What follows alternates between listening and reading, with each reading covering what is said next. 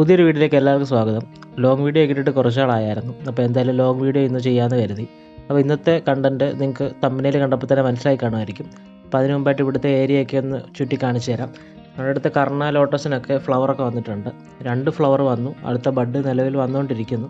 അതുപോലെ തന്നെ ഇനിയും മറ്റു കാര്യങ്ങളൊക്കെ വരുന്നുണ്ട്. അപ്പം എല്ലാം ഡീറ്റെയിൽ ആയിട്ട് ഇനി വീഡിയോസ് ചെയ്യുന്നതായിരിക്കും. അപ്പോൾ കണ്ടൻറ്റിലോട്ട് പോകാം. ഇത് വാട്ടർ സ്നോഫ്ലേക്സ് എന്നുള്ളൊരു വാട്ടർ പ്ലാന്റ് ആണ്. ഇതും ഫ്ലോട്ടിംഗ് ഹാർട്ടും തമ്മിൽ ഫ്ലവറിൻ്റെ ഒരു ഇതിൽ മാത്രമേ ഉള്ളൂ വ്യത്യാസം. ഇതാണ് ഫ്ലോട്ടിംഗ് ഹാർട്ട്. ഇതിനെപ്പറ്റിയാണ് ഞാനിന്ന് വീഡിയോ ചെയ്യുന്നത്.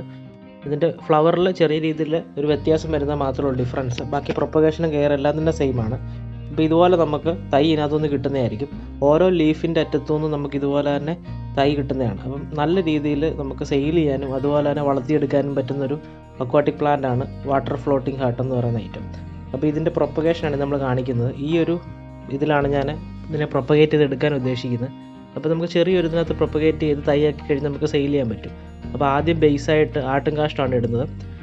ഒരിലൊരു ലെയർ ആട്ടും കാഷ്ടം, അല്ലെങ്കിൽ നിങ്ങൾക്ക് ചാണകമാണ് ഉള്ളതെങ്കിൽ ചാണകം യൂസ് ചെയ്യാം. വെർമി കമ്പോസ്റ്റ് ആണെങ്കിൽ അത് വേണമെങ്കിൽ നമുക്ക് യൂസ് ചെയ്യാം. അപ്പോൾ ഞാൻ എന്തായാലും ആട്ടും കാഷ്ടമാണ് യൂസ് ചെയ്യുന്നത്. അപ്പോൾ അടിയിൽ ഒരു ലെയർ ഉണങ്ങിയ ആട്ടും കാഷ്ടം ഉപയോഗിക്കുന്നുണ്ട്. ഇനി നമുക്ക് നോർമൽ ഗാർഡൻ സോയിലാണ്, കല്ലൊന്നും ഇല്ലാത്ത നോർമൽ മണ്ണ്. അപ്പോൾ അത് നമുക്കൊന്ന് ഇട്ട് നോക്കാം. അപ്പം തറയൊക്കെ ഒന്ന് നിരത്തി നല്ലപോലെ അധികം കല്ലൊന്നും ഇല്ലാത്ത രീതിയിൽ നമുക്കൊന്ന് എടുക്കാം. അപ്പോൾ ഇതൊരു 3/4 ഭാഗം ചെയ്യുന്നുണ്ട്. ബാക്കി ഇതിനകത്ത് വെള്ളം നിറച്ച് കൊടുക്കലാണ് ഉദ്ദേശിക്കുന്നത്. അപ്പോൾ ഇത്രയും കാര്യങ്ങളൊക്കെ ചെയ്തു. ഇനി ഇതൊക്കെ ഒന്ന് നിരത്തി കൊടുക്കണം, നല്ലപോലെ ഒന്ന് റെഡി കൊടുക്കണം. പിന്നെ മിക്സ് ആവാതെ ശ്രദ്ധിക്കുക, അത്രേ ഉള്ളൂ.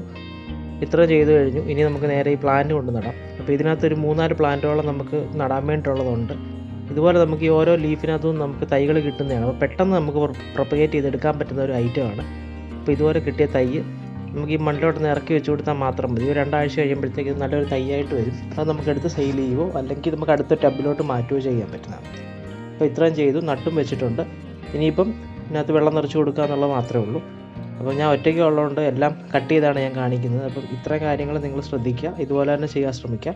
അപ്പോൾ ഇനിയും വെള്ളം നിറച്ച് കൊടുത്ത് ഇവിടെ വെച്ചേക്കാം. അതുപോലെ തന്നെ മറ്റ് പ്ലാന്റുകൾ ഞാൻ പ്രൊപ്പഗേറ്റ് ചെയ്യുന്നതാണ് ഈ കാണുന്നത്. വാട്ടർ പോപ്പി അതുപോലെ തന്നെ മറ്റ് പ്ലാന്റുകളെല്ലാം തന്നെ ഈ ഒരു മെത്തേഡിൽ തന്നെയാണ് ഞാൻ പ്രൊപ്പഗേറ്റ് ചെയ്തെടുക്കുന്നത്. അപ്പോൾ ഞാൻ അതവിടെ വെച്ചിട്ടുണ്ട്. ഇതൊരു ഷെയ്ഡ് ഏരിയയാണ്, അപ്പോൾ അതുകൊണ്ടാണ് ഇവിടെ വെക്കുന്നത്.